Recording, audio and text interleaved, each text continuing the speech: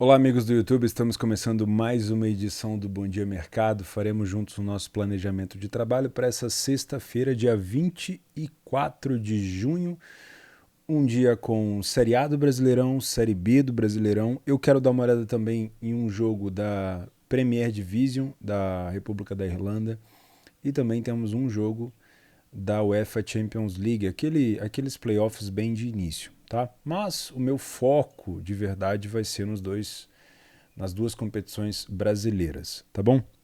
Espero que eu consiga te ajudar de alguma forma nesse planejamento. Lembrem-se, esse é um canal sobre trade esportivo, meu nome é Theo Borges, seja bem-vindo. Se você não conhece o canal ainda, esse aqui é um planejamento que eu faço diariamente junto com vocês, então eu tento ajudar vocês de alguma forma e, óbvio, pego muito conhecimento com vocês aí nos comentários para a gente poder fazer o nosso planejamento da melhor maneira possível, tá?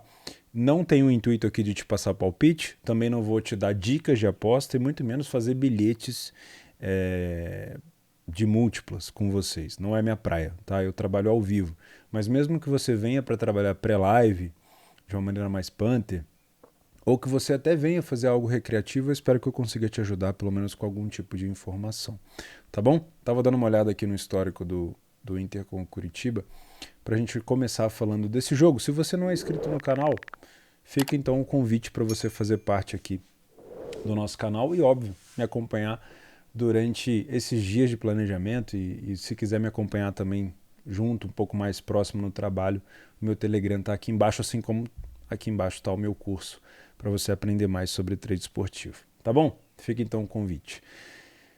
Vamos começar com o Internacional e Curitiba. Quem acompanhou, né, essa polêmica do VAR que envolveu o último jogo do Internacional, muita gente falando, um jogo entre Internacional e Botafogo, onde o Inter chegou a abrir 2-0 com um homem a mais e tomou o empate e a virada histórica do Botafogo. Para mim foi um vexame para o Inter, né? A gente, óbvio, tem que elogiar e enaltecer o esforço do Botafogo com um homem a menos, mas foi um grande vexame para o time do Inter o que aconteceu ali, um dos maiores, né?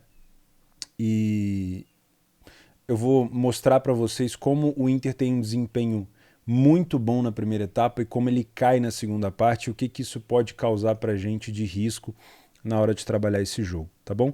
Na Série B, nós temos um jogo adiado do Cruzeiro, que ainda não sumiu daqui, o Londrina enfrentando o Guarani e o Vasco pegando o Operário. Também vamos falar sobre essas partidas, tá? Na República da Irlanda, meu foco vai ser no jogo do líder, o Shamrock Rovers, que vai enfrentar o Bohemians. Eu quero falar um pouquinho sobre esse jogo também. Tá bom? Vamos começar com o Série A do Brasileiro, Internacional e Curitiba. Nós temos uma odd do Inter beirando aqui 1,60. Tá? O Inter perdeu a invencibilidade em casa, justamente nesse jogo contra o Botafogo. E a gente tem um Internacional dentro de casa com 2 vitórias em 6 jogos. Eu vou colocar o nosso PDF de apoio aqui para ficar mais fácil. Tá? 2 vitórias em 6 jogos, uma cotação de 1,60. É justo? Bom, vamos tentar fazer um pouquinho mais de... Vamos nos aprofundar um pouco mais nos dados aqui do que a gente tem de desempenho para a gente conseguir entender. Talvez essa odd do Inter esteja muito mais relacionado com o desempenho fora do Curitiba. Vocês já estão conseguindo ver ali, o Curitiba não tem nenhuma vitória fora de casa. É um time muito ruim fora. Do que propriamente pela qualidade do Inter em casa, né? Mas eu acho que é uma mescla dos dois.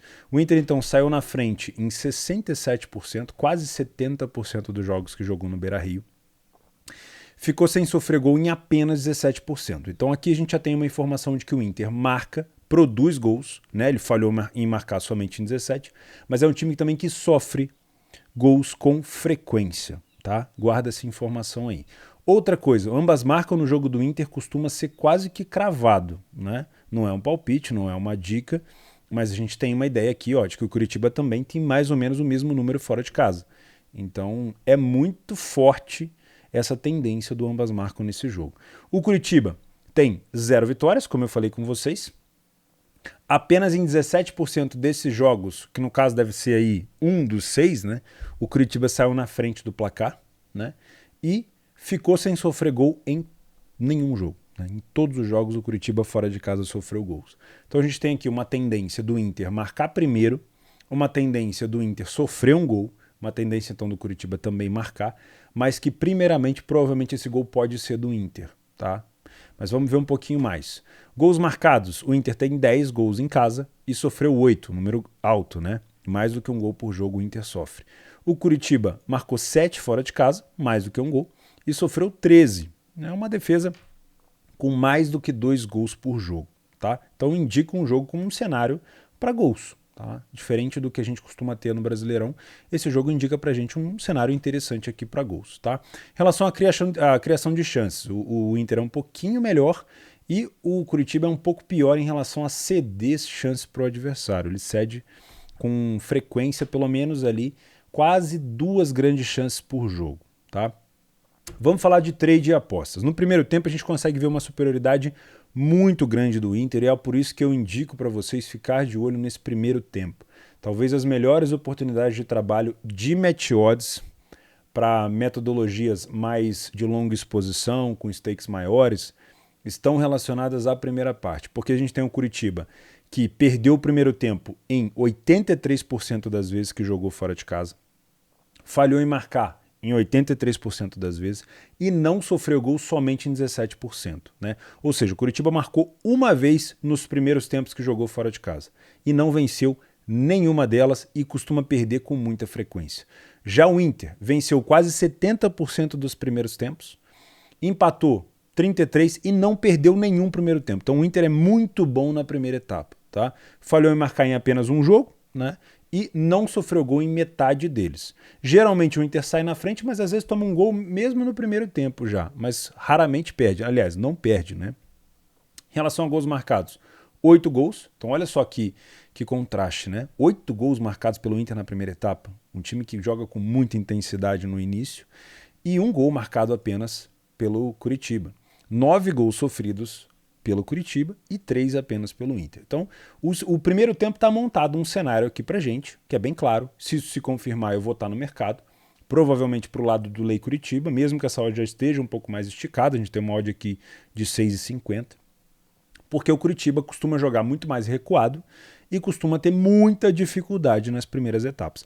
Isso é garantia de que o Curitiba vai perder o primeiro tempo? Não. E eu também não estou aqui para apostar no Inter HT, eu não trabalho esse tipo de método. Tá? Eu vou procurar a leitura dentro do jogo para estar a favor do Inter dentro do primeiro tempo e não necessariamente no mercado de HT. Tá? Desde que eu tenha leitura para isso, óbvio. Beleza, temos um cenário bacana para o primeiro tempo. Se o Inter confirmar, a gente vai ter um Inter com uma tendência muito grande de sair na frente. No segundo tempo, a gente tem uma queda absurda do desempenho do Inter. Né? O Inter ele passa de 0% de primeiros tempos perdidos para 50%, ou seja, metade das segundas etapas que o Inter faz, ele perde. E a gente consegue ver o desempenho do Inter contra o Atlético Goianiense, que por pouco o Inter saiu na frente no primeiro tempo, por pouco ele não perdeu. Contra o Botafogo saiu na frente no primeiro tempo 2-0 e acabou perdendo o jogo. Então o desempenho do Inter no segundo tempo é muito ruim. Isso não quer dizer que nesse jogo vai se repetir, mas é uma coisa que vem se repetindo. Tá? Então olha só, o Inter já tem muito mais dificuldade de marcar. No primeiro tempo ele só falhou em marcar em 17% dos jogos. No segundo tempo ele falhou em marcar em quase 70%. Então o Inter marcou 2 gols no segundo tempo. Comparado a um primeiro tempo que ele faz 8, é um time que cai muito de produção. E somente em 33% dos jogos dos segundos tempos, o Inter não sofreu gol. Ou seja, é um time que apaga, não necessariamente recua, mas tem muita dificuldade defensiva e acaba sofrendo mais gols e acaba perdendo mais. O Curitiba, por sinal, melhora muito, né? Também é um crescimento ali de praticamente 50%, né? Ele vencia 0% dos primeiros tempos e agora vence metade dos segundos tempos que faz, né? E perde bem menos. Era 83, foi para 33, né? O time também falha em marcar menos vezes e aumenta a qualidade defensiva em relação a não sofrer gols. Então tá bem claro, tá bem nítido. Se você quer uma situação de embasamento para trabalhar ali o Curitiba, procura no primeiro tempo. Se tudo se confirmar, e se a leitura obviamente se confirmar. No segundo tempo a gente tem mais risco do Inter desligar, mesmo podendo jogar no contra-ataque se estiver à frente do placar, e mais chance do Curitiba ligar. Então, cuidado. É um jogo que tem uma característica, um cenário interessante para gols, né? Porque o Curitiba costuma marcar bastante, principalmente no segundo tempo, fora de casa. Olha só, 1 gol no primeiro tempo, 6 no segundo. Então pode ser sim um cenário, por exemplo, para tentar buscar um back Inter no primeiro tempo ou um lei Curitiba. No segundo tempo, um mercado de gols, um cenário para gols, né? Porque o Inter também deve contra-atacar. Mas tudo isso o que vai confirmar para a gente é a leitura, tá? Em relação a bolas paradas, a única coisa que me chama bastante atenção é a qualidade defensiva, aliás, a não qualidade defensiva na defesa do Inter. O Inter sofreu 6 gols de escanteio e falta para a área nessa competição, incluindo, por exemplo, um gol que veio numa jogada de bola parada do Botafogo e depois o segundo que veio num gol do Erisson, né? Então foram 2 gols mais ou menos ali que surgiram, uma numa bola parada e outra num escanteio, né? E 4 gols de cabeça na competição. Então, óbvio, o Curitiba não é um excepcional e um exímio cabeceador, nem um time muito bom de escanteio, mas é bom ficar de olho porque o desempenho do Inter dentro de casa, em relação a bolas aéreas, é muito fraco, tá? O Inter tem 4 gols de pênalti, isso aqui é irrelevante. O Curitiba marcou 2 gols de fora da área já. E o Inter sofreu 2 gols de fora da área. Então a maior relevância aqui nessas bolas aéreas, paradas, contra-ataques, é, com todo respeito, a situação defensiva do Inter, tá? O time do Curitiba sofreu 1 gol de contra-ataque apenas. Geralmente é um time que joga mais recuado e o Inter marcou 2 gols, tá bom? Então o cenário está definido. Para mim é buscar um lei Curitiba se tiver leitura no primeiro tempo ou um back Inter, se você tem método para isso. Ficar de olho nas bolas paradas do Curitiba, porque o Inter defende muito mal. E pode ser um jogo para gols no segundo tempo, tá? Série B do Brasileirão, vamos falar de Londrina e Guarani. Uma odd mais parelha, com tendência de favoritismo para o Guarani. Vamos entender por quê, né? O Londrina é o 12º, dentro de casa tem 3 vitórias e só perdeu uma partida. O Guarani só venceu uma partida fora de casa e não faz nenhum sentido essa odd do Guarani estar tão baixa. Tá? Provavelmente essa odd está errada. Ah, agora sim. Agora faz sentido. 3,40 para o Guarani, 2,25 para o Londrina. Aí sim, aí fez sentido. Os últimos jogos do Londrina em casa foi um empate heróico com a Tombense, eu lembro desse jogo, com um homem a menos, e uma derrota para o Vasco. Vendeu caro a derrota para o Vasco aqui, né? E o Guarani, fora de casa, vem de uma vitória contra o Novo Horizontino. A odd do Novo Horizontino estava bem baixa também, né? Aí uma derrota para o Sampaio e 2 empates. Vamos buscar um pouco mais de informação, né? O Londrina, como eu falei, não é nada de especial em casa, mas só tem uma derrota. E o Guarani fora de casa é bem fraco. Outro jogo com uma tendência boa de ambas marcam aqui, ó. O Londrina falhou em marcar em apenas 14%, o Guarani em apenas 17%.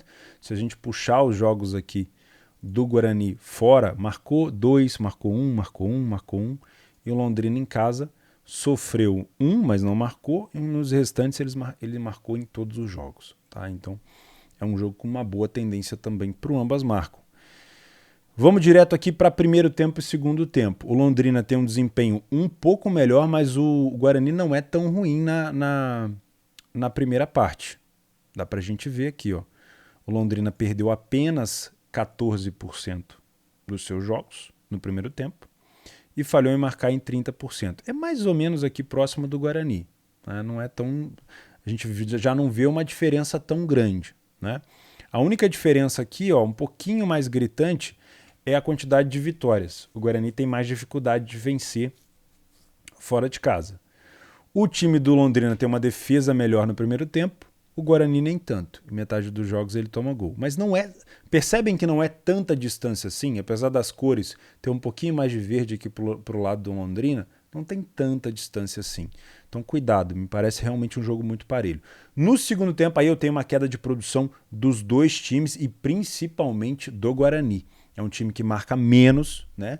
Falhou em marcar em quase 70% dos segundos tempos e não sofreu gol apenas em 17, no caso em um jogo só. Ou seja, o segundo tempo do Guarani é muito fraco. Tá? Isso pode indicar um time tendo dificuldade de manter uma vantagem no placar, por exemplo, né?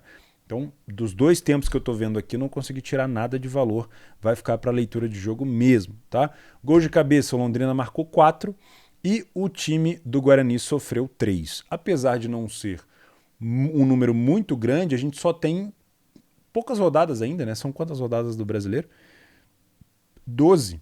O Guarani tem 13. Então, assim, tem 4 gols de cabeça o time do Londrina, não é um número tão ruim. Então vamos lá. Se for fazer esse jogo, de olho no ambas marcam, se você faz, eu não faço.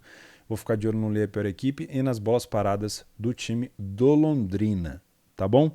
E para fechar, Vasco da Gama e Operário. 1,67 a odd do Vasco. O Vasco que está embalado, 27 pontos, colado ali no Cruzeiro, dá para falar assim, né? Como mandante, o Vasco, vamos ver aqui no PDF de apoio. Como mandante, o Vasco tem 5 vitórias em 7 jogos, desempenho muito bom do Vasco. Em 86% das vezes o Vasco sai na frente do placar. O Vasco, quando joga em casa, também em quase 90% dos jogos ele não sofre gol, então tem uma defesa sólida e falhou em marcar em apenas 14% dos jogos. Tá? Ambas marcam nos jogos do Vasco, não é muito bom porque ele tem uma defesa de boa qualidade, não necessariamente um ataque ruim. Tá? Como a gente consegue ver aqui, ó, apenas um gol sofrido, 7 gols marcados, uma excelente defesa e uma média de gols de 1 gol por jogo. Não é tão ruim para a Série B. Né? O objetivo do Vasco bem parecido com o do Cruzeiro. Né? Não é dar espetáculo, é ganhar e pontuar e subir. Já o time do Operário é muito, vamos dizer assim, a qualidade defensiva está muito ligada ao ataque. Né? O time tem uma média de quase 1 gol marcado e 1 gol sofrido. Tem dificuldade em vencer fora de casa, só venceu uma. Tem dificuldade em marcar primeiro e tem dificuldade também em segurar para não sofrer gol. Tá? Então o Vasco sai na frente aqui. Vamos falar sobre o primeiro tempo do Vasco. O Vasco venceu mais da metade das primeiras etapas e não perdeu nenhuma. Tá? Em 43% ele empatou. Ou ele empata ou ele vence o primeiro tempo. Não sofreu gol em 86% das primeiras etapas e falhou em marcar em apenas 30%. Já o time do Operário venceu apenas 30%, perde um pouco mais, mas não é tanto, 30% dos primeiros tempos não é tanto, mas tem uma dificuldade muito grande em marcar. Só que tem uma qualidade muito boa defensiva.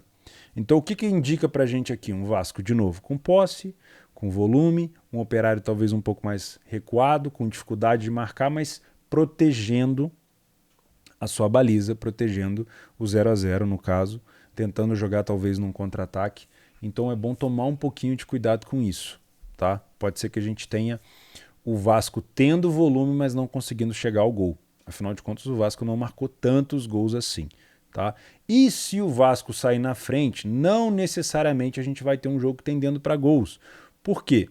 Apesar do Operário ter aqui ó, 71% de over 1,5, o Vasco só tem 29%. Porque é um time que geralmente sofre pouquíssimo em casa. Ó. Em apenas um jogo, o Vasco sofreu 1 gol. Nos restantes, mais de 1 gol ou mais de 2 gols nenhuma vez. Em relação a gols marcados, somente em um jogo ele marcou mais do que 1 gol. Então o Vasco faz 1-0 e é isso. Tá? Então toma um pouco de cuidado para buscar um cenário muito forte aqui de gols no jogo do Vasco. Para mim é um jogo também para tender ali a buscar algo a favor do Vasco no primeiro tempo ou em lei ao Operário. A queda do Vasco no segundo tempo também é muito sentida, viu?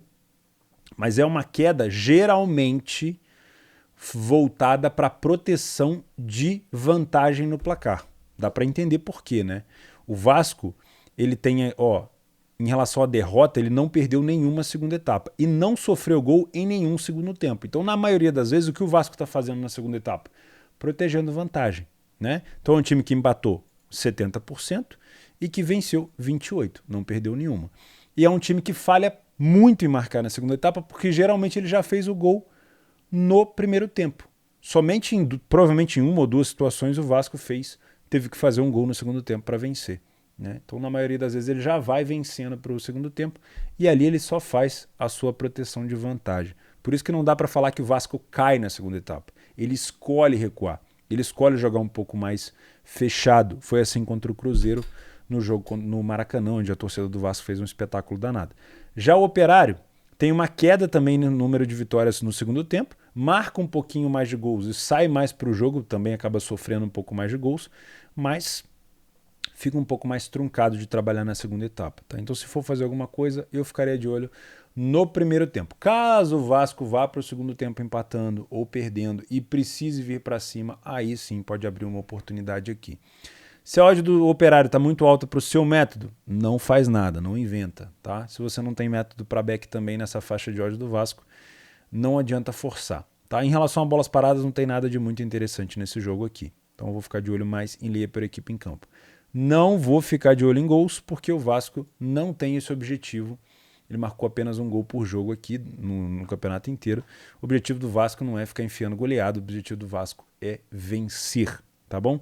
Vamos fechar só com o futebol aqui europeu. O jogo, o final, né, do início dos playoffs aqui, entre Víkingur Reykjavik, que meteu 6 num time da Islândia, se eu não, Víkingur é da Islândia. Qual era o time que ele estava jogando mesmo? Meteu 6-1 no Levadia Tallinn da Estônia, óbvio, né? Do mesmo país do Flora Tallinn. Inclusive, me surpreendi com a goleada, foi muito forte. O time saiu atrás e virou e goleou, se eu não estou enganado. E o Inter Clube, que é da Moldávia, ou de Andorra, acho que é Andorra, né? Era um time de San Marino contra um time de Andorra, era o La Fiorita. Acho que é isso. Então, o Inter Clube de Andorra tem uma odd muito alta contra o Víkingur. O Víkingur é pleno favorito aqui e com essa cotação tão baixa eu fico de fora, um jogo de mata-mata, tá? Eu prefiro ficar de fora. Na República da Irlanda, na Irlanda, eu só vou ficar de olho no Shamrock Rovers contra o Bohemians, porque eu tenho aqui um time que é líder do campeonato, só perdeu 4 vezes, dentro de casa não tem nenhuma derrota, tem 9 vitórias em 10 jogos, só sofreu 5 gols, e o Bohemians tem apenas 2 vitórias fora de casa. Mas, vamos dar uma olhada um pouco mais a fundo nesse jogo aqui. Shamrock, tá aqui, ó. Olha que desrespeita os números do time da casa. É muito forte, sai na frente em quase 90% dos jogos, não falhou em marcar em nenhum jogo, quase 60% dos jogos sem sofrer gols, mas dá para assustar com isso daqui, ó. O time do Bohemians saiu na frente em 80% dos jogos fora de casa. Ambas marcam, ou seja, ele falhou em marcar muito pouco, né? É um time que sofre gol, mas que também faz. E se a gente puxar aqui o primeiro tempo, a gente tem números muito parecidos. Então eu vejo uma possibilidade de vitória do time da casa, que é o grande favorito, mas me parece um jogo para gols. Me parece um jogo com uma tendência boa para ficar de olho em gols, tá? Porque não é tão confiável pelos números no primeiro tempo o desempenho do líder aqui, o Shamrock Rovers. Tá? É um time que não sofreu gol em 80% das vezes e que venceu metade dos primeiros tempos. Mas o time do Bohemians venceu mais da metade dos primeiros tempos. Né? Então, são dois times que marcam muito nas primeiras etapas. E se você puxar para o segundo tempo, aí sim você tem uma queda absurda do time visitante e uma continuidade de qualidade do time mandante. Então, se o Shamrock for perdendo ou empatando para o segundo tempo, aí no segundo tempo pode ser uma dica interessante para ficar de olho nessa pressão que o time da casa vai exercer, porque o time do Bohemians não tem um desempenho muito bom quando joga fora de casa na segunda etapa. Bola aérea também me parece ser um cenário muito interessante. Eu tenho 8 gols de cabeça do Shamrock, 5 de escanteios e 6 gols sofridos de cabeça do Bohemians. Então aqui a gente tem aquele match famoso para ficar de olho. E o time do Shamrock também vacila bastante em relação a gols de cabeça na defesa.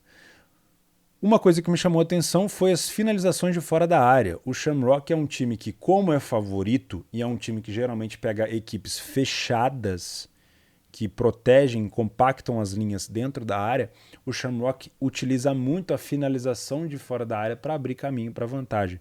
São 6 gols marcados de fora da área até aqui. Então pode ser uma situação interessante, já que o time do Bohemian sofreu 3 gols nesse fundamento. Beleza? Então eu ficaria de olho aqui. O que a gente pode tirar de informação?